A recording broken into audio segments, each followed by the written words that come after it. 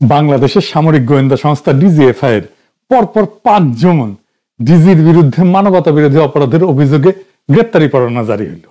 DGFI এমন কোন অপরাধ নাই হাসিনার আমলে যা করে নাই। এমন একটা প্রতিষ্ঠানের কি আদৌ বাংলাদেশে দরকার আছে? আসলে ডিজিএফআই এর কাজ কি? এটা কি বাংলাদেশের কোনো উপকারে লাগে? আর ডিজিএফআই এর ম্যান্ডেট কি, মানে কি কাজ করার জন্য ডিজিএফআই কে তৈরি করা হয়েছে? হাসিনার আমলে তারা যে যা কাজ করছে সেগুলো করার কি ন্যূনতম অধিকার তাদের আছে? কেনই বা ডিজিএফআই তৈরি করা হয়েছিল? আইনত দেশের বাইরে সামরিক গোয়েন্দা তথ্য সংগ্রহ এবং সামরিক নিরাপত্তা রক্ষা, এটাই ছিল ডিজিএফআই তৈরি করার মূল উদ্দেশ্য। কিন্তু বাস্তবতা হইল ডিজিএফআই সেটা বাদ দিয়া বাংলাদেশের অভ্যন্তরে কাজ করে রাজনীতি নিয়ে, যেটা তাদের সাংবিধানিক বা নীতিগত ম্যান্ডেটের বাইরে।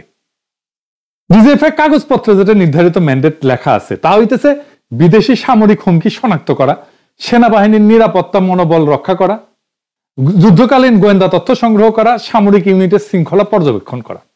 এটা সামরিক বাহিনীর আওতাধীন হওয়ার জন্য ডিজিএফআই শুধুমাত্র প্রতিরক্ষা সংক্রান্ত বিষয়ে কাজ করার কথা। বাংলাদেশের সংবিধান বা কোন জাতীয় আইনে ডিজিএফআই কে দেশের অভ্যন্তরে রাজনৈতিক বা অসামরিক ব্যক্তির উপরে নজরদারি বা তাদেরকে নিয়ন্ত্রণের অধিকার দেয় না। কিন্তু বাস্তবে কি হয়, দেশের ভিতরে কেমনে কাজ করে? ১ নাম্বার, রাজনৈতিক গোয়েন্দা নজরদারি এবং দমন পীড়ন করে। বিরোধী দলের নেতা, সাংবাদিক, ছাত্র সংগঠনের নেতা, বিশ্ববিদ্যালয়ের শিক্ষক, আইনজীবী সবাইকে ডিজিএফআই ফলো করে। বিরোধী রাজনৈতিক কর্মকাণ্ড, গুম, নজরদারি, ব্ল্যাকমেইল এগুলো চালায়। অনেকের পিছনে পদ বালক এবং পদ বালিকা লাগে দেয় আর কি। তারা আবার ভিডিও টিডিও করে, সেটা আবার ছেড়ে দেয়, কল রেকর্ড করে, সেটা ছেড়ে দেয়। তাদের তৈরি বেআইনি প্রাইভেট কারাগার আয়না ঘরে আটকে রাখে, পশুর মতো বিচার বহির্ভূতভাবে হত্যা করে। ২ নাম্বার, মিডিয়া এবং অনলাইনে নিয়ন্ত্রণ করে। ওদের সাইবার মনিটরিং সেল আছে যেটা আসলে ডিজিটাল নজরদারি চালায়। কারা কি পোস্ট করতেছে সেটা ট্র্যাক করে। সেখানে আবার বট লাগায় কমেন্ট করার জন্য। এর জন্য একটা ইনস্টিটিউটকে রিক্রুটও করছিল। সাংবাদিকদের ফোনে স্পাইওয়্যার এবং ক্লোনিং করে নজরদারি চালায়। আইডি হ্যাক করে ফেসবুকের। ৩ নাম্বার, নির্বাচন এবং প্রশাসনের প্রভাব ফেলে। নির্বাচন কমিশনের উপরে অপ্রত্যক্ষ চাপ দেয়, বিরোধীদের প্রার্থীরা বাতিলের সুপারিশ করে। এমনকি ইউনিয়ন পরিষদের চেয়ারম্যান মেন নির্বাচনের ডিজিএফআই রিপোর্টের উপরে ভিত্তি করে করা হয়। প্রধান বিচারপতিকে অবসর যেতে বাধ্য করছিল তার পরিবারের ঘনিষ্ঠ এক ব্যবসায়ীকে অপহরণ কইরা অনিরুদ্ধ রায়।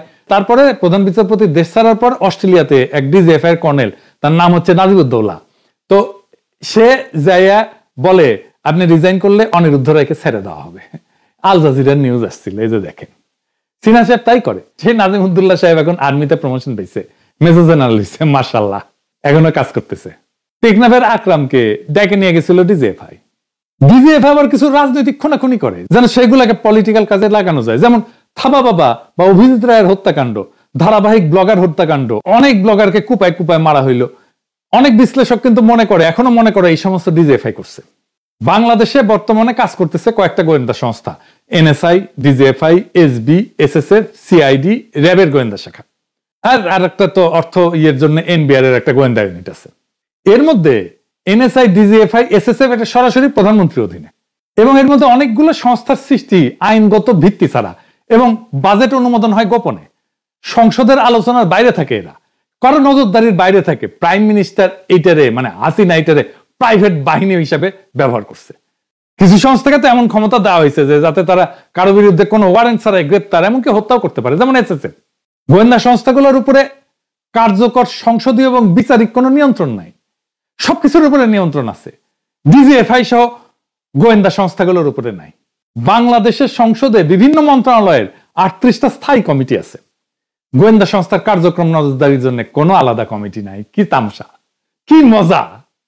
মানে আমি কাজ করে যাবো, আমার কোনো বস নাই, এর চেয়ে বড় মজার চাকরি আছে। আমার একটা ডিজিএফআই এর চাকরি দেন, আমি চাকরি করি, প্যারিস থেকে যাই চাকরি করি আপনাদের। এই যে এসএসএফ, যেটা এটা ভিআইপি নিরাপত্তার জন্য নিয়োজিত একটা বাহিনী, এটা পরিচালিত হয় স্পেশাল সিকিউরিটি ফোর্স অর্ডিন্যান্স ১৯৮৬ অধীনে এরশাদ করে গেছিল।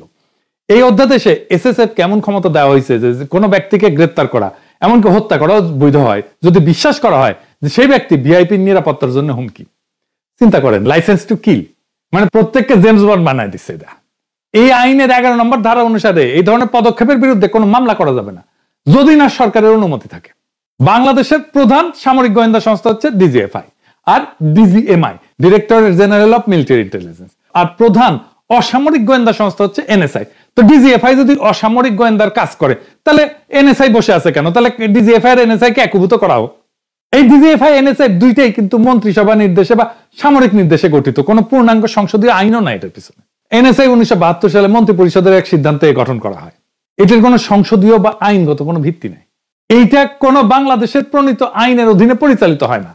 এই কারণে এনএসআই কার্যক্রমের জবাবদিহিতা একদমই নাই, যদিও এটা সরাসরি প্রধানমন্ত্রী কার্যালয়ের অধীনস্থ। যদি আমরা ইন্ডিয়ার কথা চিন্তা করি তাহলে ডিজিএফআই এর মতো সবচেয়ে ঘনিষ্ঠ বা সমতুল্য সংস্থা হলো ডিজিএমআই, ডিরেক্টরেট জেনারেল মিলিটারি ইন্টেলিজেন্স। শুরুতে বাংলাদেশের ডিজিএফআই এবং ভারতের ডিজিএমআই একই ধরনের উদ্দেশ্য নিয়ে কিন্তু গঠিত হয়েছিল, অর্থাৎ সেনাবাহিনীর জন্য সামরিক গোয়েন্দা তথ্য সংগ্রহ এবং সরবরাহ করা, নিরাপত্তা বিশ্লেষণ করা, আভ্যন্তরীণ শৃঙ্খলা বজায় রাখা। তবে সময়ের সাথে সাথে ডিজিএফআই তার মূল কাজটা বাদ দিয়ে রাজনৈতিক এবং অসামরিক নিয়ন্ত্রণে ব্যাপকভাবে ব্যবহৃত হতে শুরু করে। এটা শুরু হয় মূলত জিয়ার আমল থেকে। এরশাদের আমলে এটা তুমুল ভাবে চলে, আর হাসিনা তো এটারে একের আকাশে তোলে। তো বাংলাদেশের ডিজিএফআই আসলে আভ্যন্তরীণ রাজনীতিতে যেরকম ভূমিকা পালন করে, ইন্ডিয়ার র বিদেশি রাজনীতিতে একই রকম ভূমিকা পালন করে। এইটা মানে ডিজিএফআই বিদেশে না, নিজের দেশের ভেতরে র এর মতো প্রভাব বিস্তারকারী, নিয়ন্ত্রণমূলক, কখনো হস্তক্ষেপকারী সংস্থা পরিণত হয়েছে। তো ভারতের র তারা বিদেশি সরকার এবং রাজনৈতিক শক্তির গতিবিধি পর্যবেক্ষণ করে, নির্বাচনের আগে বিদেশি দলের পলিসি সম্পর্কে এবং সামরিক ঘনিষ্ঠতা বিশ্লেষণ করে। কিছু ক্ষেত্রে এটা বিদেশি রাজনীতিতে পরোক্ষ হস্তক্ষেপ করে, যেমন বাংলাদেশে করছে। মূল উদ্দেশ্য হচ্ছে ভারতের রাষ্ট্রীয় স্বার্থ রক্ষা করা এবং কৌশলগত প্রভাব বিস্তার করা। কিন্তু বাংলাদেশের ডিজিএফআই কি করে? দেশের নিজস্ব রাজনৈতিক দল, বিরোধী নেতা, ছাত্র সংগঠন, অ্যাক্টিভিস্ট, মিডিয়া, প্রবাসী নাগরিক সবার গতিবিধি নজরদারি করে। এইখানে প্যারিসে একজন ডিজিএফআই লোক আছে, ওই কি করে কে জানে। এমনি বসে বসে বেতন খায় আর সিগারেট টানে আর ফ্রেঞ্চ ওয়াইন খায়। নির্বাচনের আগে কারা কোথায় কি বলছে, কি পরিকল্পনা করছে, এটা ধরে রিপোর্ট তৈরি করে। সামাজিক আন্দোলন দমন করে, যেমন ফোন ট্যাপিং করে, ফেসবুকে পোস্ট নজরদারি করে, ওইখানে আবার বট কমেন্ট করায়, এমনকি রাজনৈতিক বিভাজন তৈরি করে। তারপরে এই যে পদবালক পদবালিকা এদেরকে নিয়োগ দেয়, এদেরকে টাকা পয়সা দেয়, একজনের পিছে লেগে দেয় এদেরকে। মূল উদ্দেশ্য হচ্ছে ক্ষমতাসীন দলের স্বার্থ রক্ষা করা এবং বিরোধীদেরকে দুর্বল করা। ফলে কি দাঁড়ায়? র দেশের বাইরে যা করে ডিজিএফআই দেশের ভিতরে সেটা করে। অর্থাৎ র শ্রীলঙ্কার নির্বাচন বিশ্লেষণ করে অথবা বাংলাদেশের নির্বাচন বিশ্লেষণ করে, ডিজিএফআই ঢাকার নির্বাচনে দলীয় পরিস্থিতি ম্যানেজ করে। র প্রতিবেশী রাষ্ট্রে প্রভাব বিস্তার করে, ডিজিএফআই নিজের দেশের নাগরিকদের নিয়ন্ত্রণে রাখে। র ভারতের রাষ্ট্রীয় স্বার্থের পক্ষে কাজ করে, ডিজিএফআই প্রাইম মিনিস্টার যে তার নিজস্ব ব্যক্তিগত রাজনৈতিক স্বার্থ রক্ষায় ব্যবহার করা হয়। তো গুরুত্বপূর্ণ তফাৎ হচ্ছে র রাষ্ট্রের একটা টুল, সরকারের হাত বদলালেও সংস্থার চরিত্র বদলা নাই। তো ডিজিএফআই হয়ে উঠছে শাসক দলের টুল। যে দলে ক্ষমতা তারা ডিজিএফআই ব্যবহার করে বিরোধীদেরকে নিয়ন্ত্রণ করে। মানে র করে বাইরে আর ডিজিএফআই করে ভিতরে, দেশের মধ্যে। মানে বাইরে পারে না, নিজের দেশে হ্যাডম দেখায়। তো রাষ্ট্রের সংস্কার করবে প্রফেসর ইউনূস আর রাজনৈতিক দলগুলা, কিন্তু গোয়েন্দা সংস্থার কোনো সংস্কারের দরকার নাই। বাকি সব খারাপ, সবার সংস্কার দরকার আছে, কিন্তু মিলিটারির সংস্কারের দরকার নাই, গোয়েন্দা সংস্থার সংস্কারের দরকার নাই, কারণ ওদের পাদে গন্ধ নাই। আমার পাদ নিয়ে কিন্তু একটা এপিসোড আছে, টাইম পেলে দেখেন। পাদ হইতেছে ক্ষমতা, ওই মিলিটারির ক্ষমতা আছে, তাই তার পাদের গন্ধ কেউ পায় না। হ্যাঁ, ওটি একটা গান গেছিলাম কলে, ওই যে পাদে গন্ধ নেই সে তো ভাবতেও পারি না। দুনিয়াতে এমন কোন দেশ নাই যে দেশে পলিটিশিয়ানরা আর্মিরে ডরায়, তাদের তেলায়, তার গোয়াচাটে। যে দেশে আর্মিরা দেখে পলিটিশিয়ানরা ডরায়, সে দেশে রাষ্ট্র রাষ্ট্র হইয়া উঠতে পারে না, পারে না। এই যে ইন্টেলিজেন্স নামের যে এমনকি দেশের রাজনীতির প্রশ্নেও সেটার কোনো